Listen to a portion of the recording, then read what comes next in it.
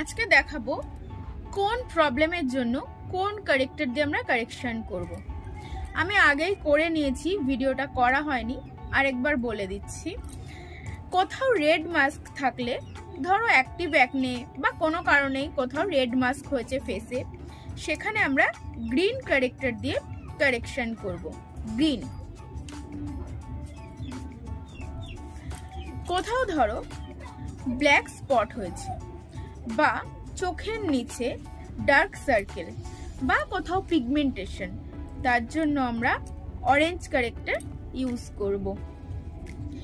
এই corrector blending এর সময় আমাদের মনে রাখতে হবে যাতে আমরা যেমনভাবে ফাউন্ডেশন ব্লেন্ড করি সেরকমভাবে পুরোপুরি ব্লেন্ড না করে ফেলি, কারণ যদি আমরা এটা পুরোপুরি ব্লেন্ড করে ফেলি তাহলে কিন্তু এই কারেকশন করার কোনোই উপকারিতা